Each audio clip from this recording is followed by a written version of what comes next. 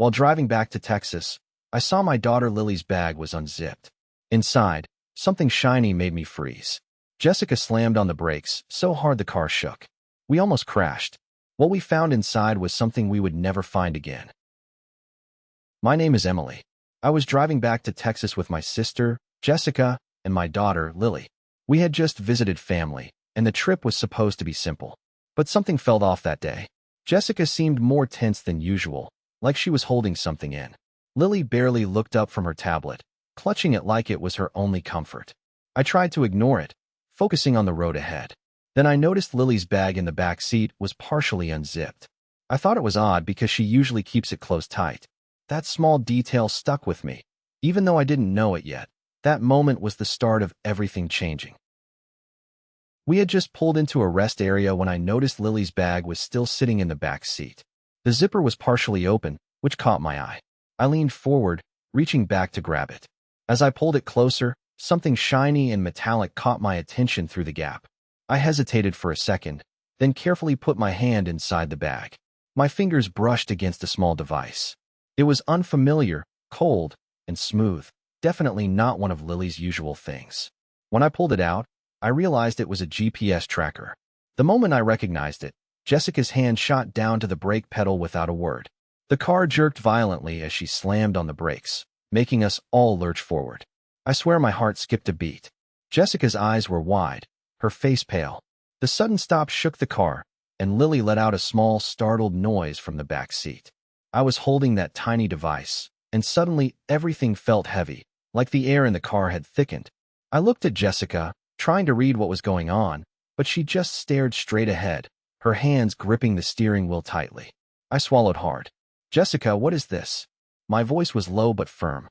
The GPS tracker sat heavy in my palm, its black casing reflecting the sunlight that streamed through the windows. Jessica didn't answer right away. Instead, she took a deep breath, her fingers trembling slightly on the wheel. The silence stretched between us, and I could feel the tension rising, thick and almost suffocating. My mind was racing. How did this happen? How did a GPS tracker end up in Lily's bag? Who put it there? I glanced back at Lily. She was busy with her tablet, oblivious to what was happening. It made me feel even worse. This was supposed to be a family trip, a safe moment on the road. But here we were, with this tracker in my hand and no answers. Jessica finally broke the silence, her voice barely above a whisper. "I didn't know it was there," she said, but it didn't sound convincing. Her eyes flicked to the device, then back to me. I could see the panic hiding behind her calm tone. I wanted to say something, ask more questions, but the weight of the moment stopped me. Instead, I took another deep breath and looked out the windshield. The rest area was quiet, cars parked nearby, people walking their dogs, stretching their legs. None of them knew what we had just found. Jessica's hands tightened on the wheel, knuckles white. "We need to figure out who put this there," I said finally. "And why?" She nodded, but didn't say anything. The car was still jerking slightly from the sudden stop, and I could feel the tension hanging between us like a thick fog. The discovery of that GPS tracker wasn't just a shock. It changed everything. I thought about all the times we'd been on the road, all the moments we'd shared without suspicion. Now, there was this device, silent and small, tracking Lily's every move. And by extension, ours. Jessica glanced at me again, her eyes searching mine like she wanted to say more but couldn't. I swallowed the lump in my throat. This was bigger than I could handle alone. I put the tracker on the dashboard and turned to Jessica. "We should pull over somewhere safe. We need to talk." She nodded, finally pulling the car off the highway into the rest area parking lot. The car slowed, then stopped completely. The engine was quiet except for the faint hum. I looked down at the GPS tracker one more time. It was cold in my hand. I felt a mix of fear, confusion, and something else I couldn't quite name. Was it betrayal? A warning? I didn't know yet. Jessica finally spoke, her voice low and tight. "I'm sorry, Em. I swear, I don't know how it got there." I wanted to believe her. I wanted to believe everything could still be okay. But the truth was, I was already scared. Scared for Lily, scared for us, and scared of what this meant. I thought it was just a bad moment. But the silence that followed said otherwise. We pulled off the highway and parked at the rest area. I shut the engine off and turned toward Jessica, holding the GPS tracker in my hand. The cold metal felt heavier now. "What is this doing in Lily's bag?" I asked, my voice sharper than I meant it to be. Jessica's eyes went wide. She looked down at the device, then back at me. Her hands fidgeted at her sides, and she shifted her weight nervously. Emily, I don't know how that got there, she said, her voice shaky. I stared at her, waiting. The silence stretched between us, thick and uncomfortable. You don't know? I repeated, trying to keep calm. This isn't just a coincidence, Jess. Is someone tracking us? She bit her lip and looked away. I swear, I have no idea, she said quickly. Maybe it fell out of someone's pocket? Maybe it's not even on. I don't know. Her evasive answers only made my stomach twist tighter. I wanted to believe her, but everything felt off. Jess, this isn't some random thing. It's a GPS tracker. Someone put this in Lily's bag on purpose. Jessica's fingers clenched into fists at her sides. Her eyes flicked back to me, searching. Look, Em, I'm as freaked out as you are, okay? But panicking won't help. I took a deep breath, trying to steady my voice. I'm not panicking. I'm trying to figure out what's going on. If someone's tracking Lily, then they're tracking us, too. She swallowed hard, then shook her head. Maybe it's just me. Maybe someone's been watching me. I blinked, surprised. Watching you? Jessica, what are you talking about?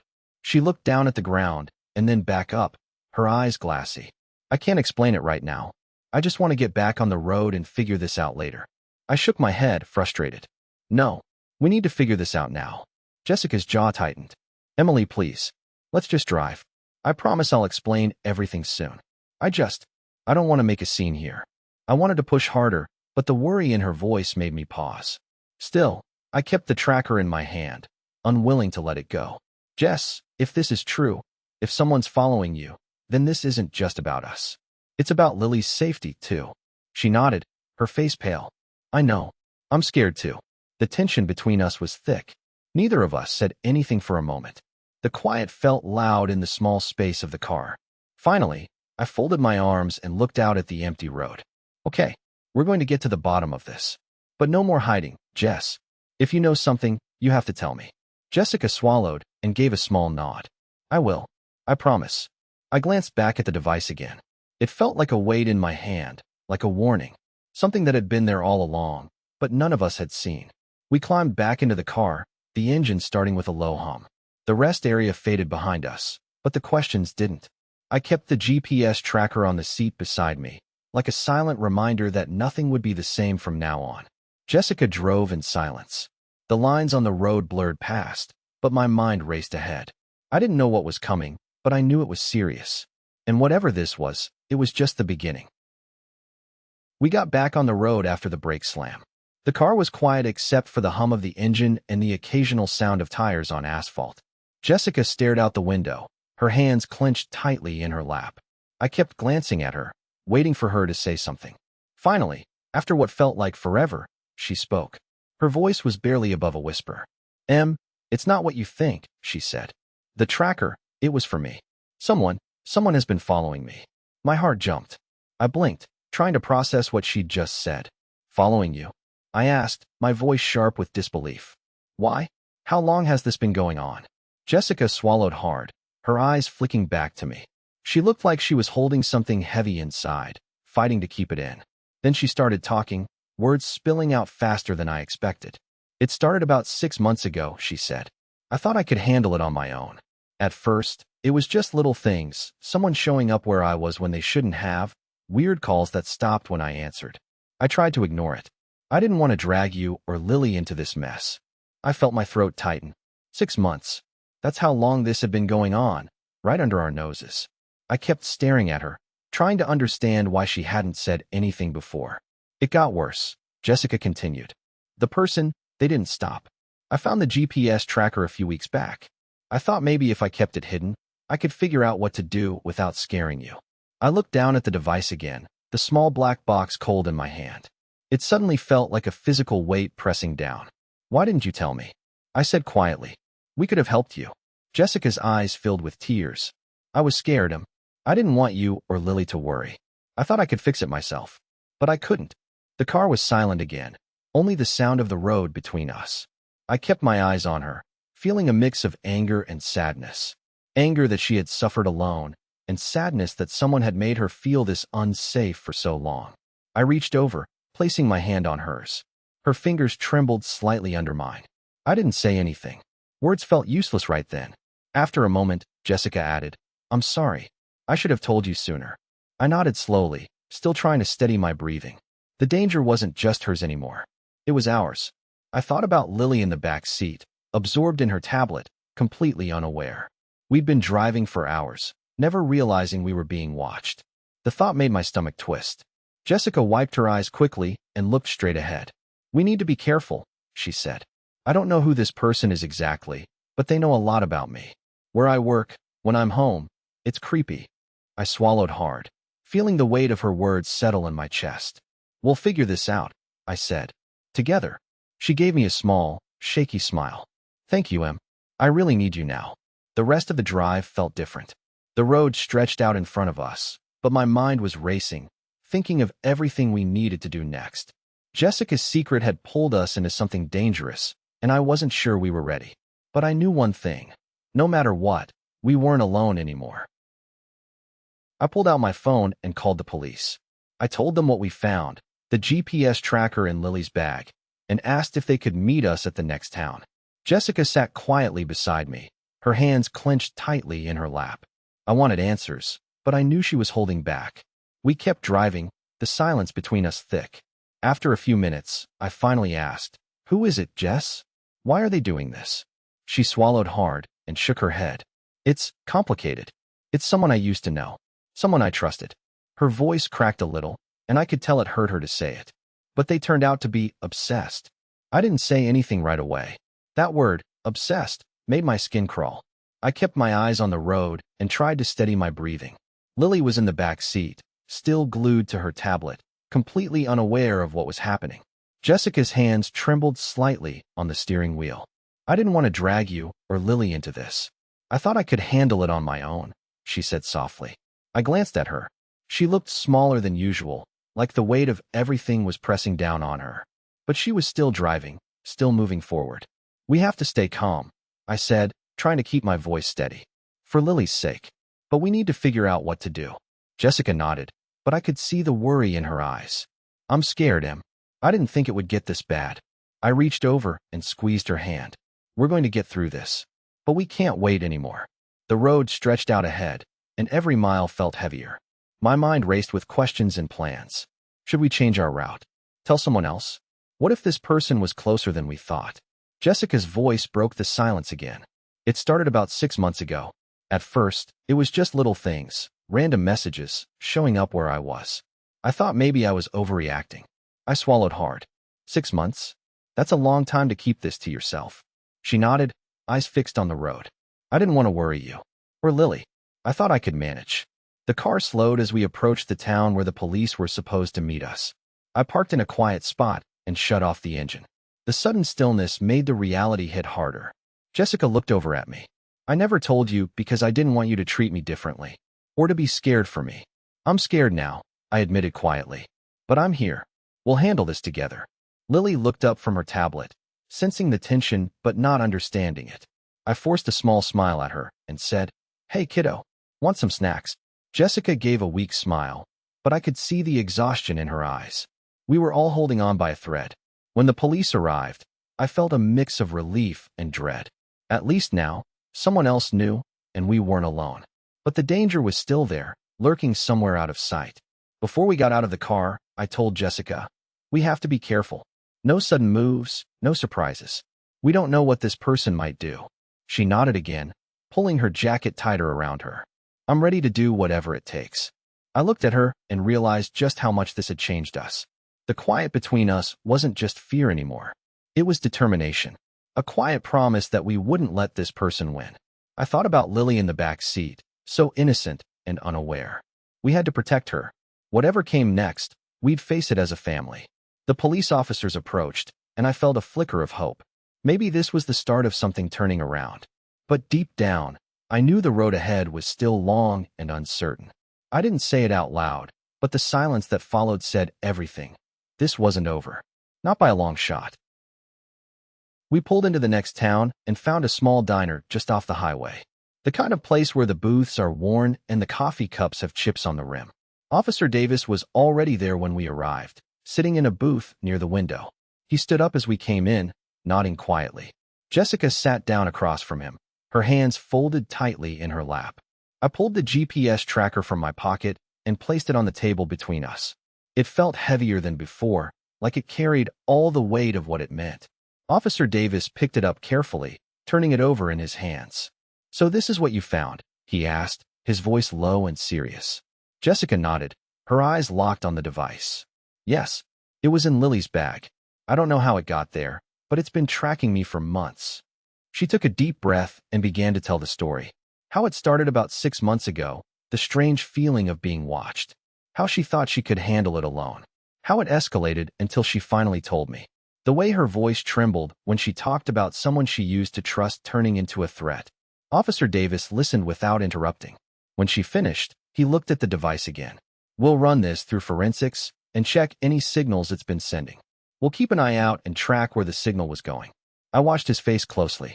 He was polite and professional, but there was a tension in his eyes that made me doubt how fast or thorough this would be. It wasn't the reassuring look I hoped for. "I know it's not a lot, but it's a start," he said. "We'll do what we can." I nodded, but inside I felt a mix of relief and frustration. Relief because we had the police involved now. Frustration because it felt like this was only the beginning and we still had no answers. No guarantee this would stop anytime soon. Jessica was quiet for a moment. Then the officer turned to her.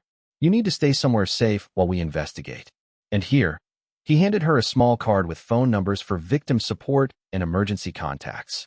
"Use these if anything else happens or if you feel unsafe." She took the card with a shaky hand. I reached over and squeezed her shoulder. "We'll figure this out," I said, trying to sound more confident than I felt. Jessica looked up, eyes tired but grateful. "Thanks, Em. I just want this nightmare to end." We left the diner with the GPS tracker safely wrapped in a paper napkin, the card tucked into Jessica's purse. The sun was dipping low, and the sky was turning a dull gray. We got back into the car, the silence heavy but less suffocating than before. As we drove away, I kept glancing in the rearview mirror, half expecting to see someone following us. I didn't say anything. Jessica didn't either. The quiet between us wasn't empty. It was full of everything we didn't know yet. I thought about Lily in the back seat, oblivious to what we were dealing with. I wanted to shield her from all of this, but the truth was, none of us were safe until this was over. The road ahead felt uncertain, but at least now we weren't alone. The police were involved, and we had a plan, however small. That night, the GPS tracker sat on the kitchen counter. It was just a small device, but it had turned our world upside down. We weren't sure what would come next, but one thing was clear: nothing would ever be the same again. After the police left, I felt a weight settle in my chest, like we were still vulnerable. I knew just waiting wasn't enough. I told Jessica we needed to get somewhere safe, somewhere no one could find us easily. So we drove to a motel about 15 minutes outside town. I gave them a fake name at the front desk, hoping it would keep us off any radar. Jessica and I shared a small room, but it felt like a fortress compared to the car. I sat on the bed and pulled out my phone. I called my friend Don back home, someone I trusted completely. I explained everything: the GPS tracker, the police involvement, the stalker close to Jessica's workplace. I asked him if he could check on the house, maybe install some extra security cameras or change the locks if needed. Don didn't hesitate. "I'll take care of it right away," he said. That call gave me a little peace, knowing someone was watching out for us back home. Jessica was quieter than usual. She sat by the window, staring out but not really seeing anything. After a while, she pulled out her phone and called a lawyer she knew. I didn't hear the whole conversation, but when she hung up, she told me she was setting up a meeting to discuss a restraining order.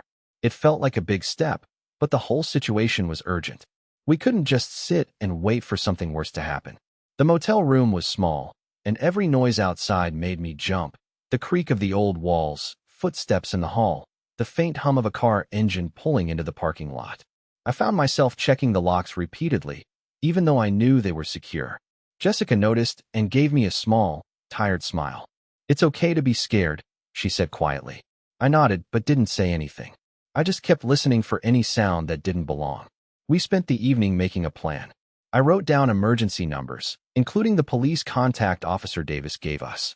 Jessica and I agreed we'd check in with Dawn every few hours. We also talked about staying off social media for a while, and keeping our phones on silent to avoid any unwanted tracking. It was strange to have to plan like this, but it felt necessary. At one point, Jessica reached over and squeezed my hand. Her voice was low but steady. "Thanks for doing this, Em. I'm sorry you got dragged into my mess." I shook my head. "You're my sister. We're in this together. We'll get through it." There was a pause, heavy but calm. The night stretched on, and sleep was hard to come by. I kept waking up at every little noise, heart pounding. But in those quiet moments, I also felt something else, a flicker of control. For the first time since this started, I felt like we were taking back some power. It wasn't over, not by a long shot. But at least we were fighting back. I thought about Lily, asleep in the next room. She had no idea what was going on, and I wanted to keep it that way as long as possible. Protecting her was my top priority. The safety of my family depended on staying alert, staying smart. We didn't know what tomorrow would bring, but we had to be ready. The quiet in the room was heavy, but it wasn't empty.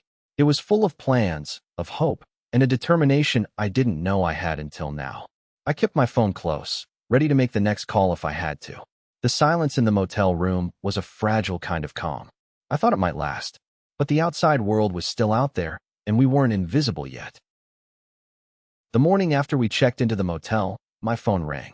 It was Officer Davis. I answered with my heart pounding. He told me they had traced the GPS signal to a spot near Jessica's workplace. Hearing that felt like a punch in the gut. The idea that someone from her office was behind this made everything more real and worse. Jessica was sitting beside me when I passed the phone to her. She listened quietly, biting her lip. Officer Davis explained they had been watching the area for days. They knew the stalker had access to her schedule and personal information. That person knew more than they should. Later that day, the police set up a sting operation. Jessica and I waited in the motel room, the tension thick enough to cut through. We couldn't stop checking the window, every shadow making us jump. We didn't know exactly when it would happen, just that the police were ready to catch whoever was doing this. Then, the call came. Officer Davis told us the suspect had been caught red-handed trying to place another tracking device on Jessica's car. I felt a wave of relief wash over me. It was finally ending. But it wasn't just relief. There was also this sharp anger inside me. How could someone get so close to Jessica? How could they invade our lives like that? Jessica sat on the edge of the bed, her hands trembling as she held her coffee. I reached over and squeezed her shoulder. We exchanged a look. One that said we were both scared but also ready to face what came next. The police promised to press charges. It felt like the right step, the only step. We wanted justice, not just for Jessica, but for Lily and me too. We needed to know this was over. That night, Jessica and I talked quietly about what had happened. We didn't say much, but the silence was heavy with everything we felt. There was still fear, but also a strange kind of strength. We had been through something no one should have to face, yet we were still standing. I kept thinking about the stalker's access to Jessica's personal life. It made me angry that they had been able to manipulate and control her for so long. But I also knew that holding on to that anger wouldn't fix anything. We had to move forward. We decided to keep the motel for a few more days, just to be safe. Jessica contacted her lawyer again to make sure everything was moving as it should. I called a friend back home to check on our house and make sure it was secure. That night, as I lay in bed, I realized how much this ordeal had changed us. We were no longer just sisters or mother and daughter on a road trip. We were a team fighting for our safety. I thought about Lily, too young to understand, and how much we needed to protect her from all of this. The relief I felt from the police catching the stalker was real, but it wasn't complete. There was still a long way to go. Trust had been broken, and healing would take time. But for the first time in months, I felt like we had a chance to reclaim our lives. I didn't say it out loud, but I hoped Jessica felt the same. We needed to hold on to each other, no matter what came next. I thought it was finally over, but the silence that followed said otherwise. Coming back to Texas felt strange, like waking up from a nightmare, but still not quite sure it was over. We pulled into our driveway, and the first thing I did was check the locks on every door and window. Jessica followed me inside, her eyes scanning every corner like she was expecting someone to be hiding. We had tightened security as best we could, new locks, motion sensors, even cameras installed around the house. It wasn't just about feeling safe anymore. It was about making sure this didn't happen again. Jessica decided to take some time off work. She needed space to process everything that had happened. I could see the exhaustion in her face, even though she tried to hide it. Sometimes, she would just sit quietly in the living room, staring off into space. I didn't push her to talk. I figured she'd open up when she was ready. The restraining order was officially in place, and the stalker was facing charges.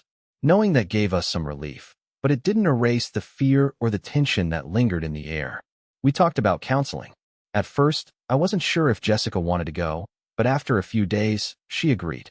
We found a counselor who could help us both, not just with the trauma, but with rebuilding the trust and connection that had been shaken by all this. It wasn't easy walking into that room the first time. Sitting next to Jessica, I felt the weight of everything between us, the secrets, the fear, the long silence.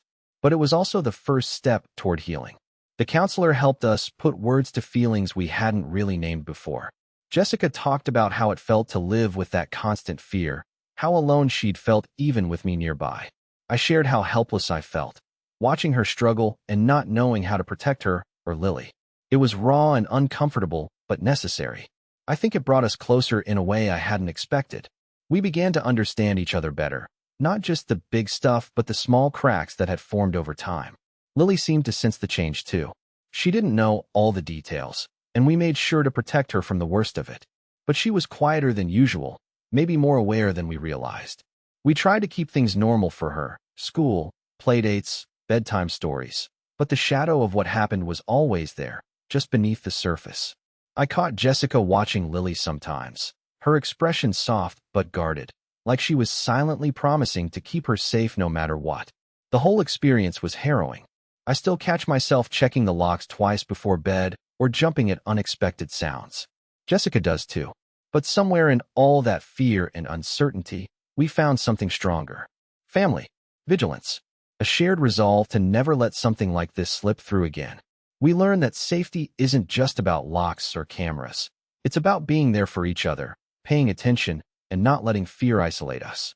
I'd be lying if I said everything feels normal now. It doesn't, but it feels real. And that matters. We're not pretending this didn't happen or that it's all behind us. We're just moving forward, step by step, stronger together. Jessica and I have talked about how fragile life can be, how quickly things can change. But we've also talked about how much we can survive, how much we can protect, and how much we owe to each other and to Lily. I don't know what the future holds, but we're ready to face it. We're ready to keep fighting for our peace and safety. Sometimes, I look at Jessica and Lily and feel that quiet sadness, that echo of what we went through, but also a deep gratitude. For surviving. For the bond that got stronger, not weaker. For the chance to keep living, even after everything. I thought the nightmare was over when we got home, but the silence that settled between us said otherwise. It's been a few months now, and things are finally settling down. Jessica and I have both grown stronger, separately and together. There's still some quiet between us sometimes, but it feels different now. Like we understand each other better, even without saying much. Lily is back to being her usual spirited self, completely unaware of everything that happened. Sometimes I catch her laughing or running around, and it hits me how fragile normal life really is. We've learned to be more careful, to trust our instincts more than ever. I still double-check her bag before any trip. Jessica's been taking her time at work, and we keep the lawyer's number saved on speed dial. The police contact, Officer Davis, checks in every so often. It's a strange mix of relief and caution, knowing the danger is behind us but that it could have been worse. The whole ordeal changed how we see safety and family. We don't take anything for granted anymore. Not the quiet evenings at home, not even the small routines we used to overlook. It's like surviving that nightmare forged a bond between Jessica and me that wasn't there before. We've been through something no one should have to face, and we came out the other side still standing. I'm grateful for that. Grateful we're still here, still together.